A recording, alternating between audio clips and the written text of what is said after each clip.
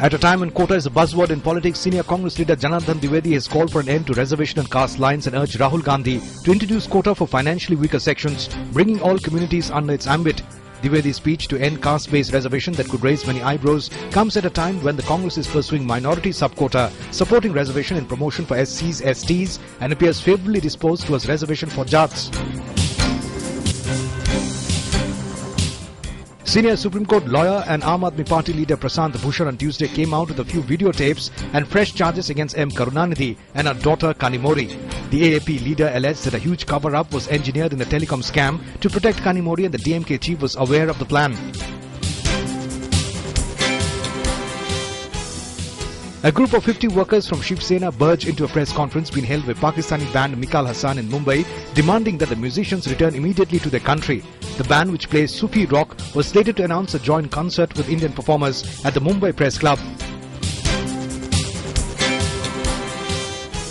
CBI has provided to the Law Ministry additional documents and fresh submissions for an opinion on whether sanction is needed to prosecute Intelligence Bureau officers in the Ishrat Jahan encounter case.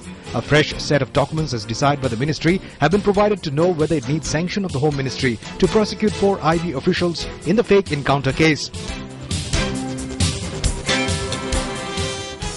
In Kerala, police have registered a fresh case relating to the murder of Revolutionary Marxist Party leader T.P. Chandrasekharan. The case was registered at the Edacheri police station in Kozhikode district on a complaint referred by K.K. Rima, wife of slain leader, seeking a probe into the conspiracy behind the murder.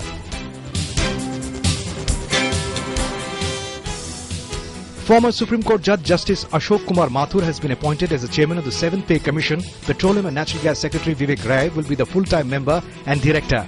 National Institute of Public Finances and Policy, Dr. Ratneen Roy will be its part-time member. Officer on Special Duty in the Department of Expenditure, Ms. Meena Agarwal will be the secretary of the pay panel. The commission has been mandated to submit its report in 2 years' time, and its recommendations would be implemented from the 1st of January 2016. The BSE Benchmarks Index Sensex recovered from a 4-month low levels in day trade to end flat on value buying by investors in fundamentally strong stocks amid weak global trends.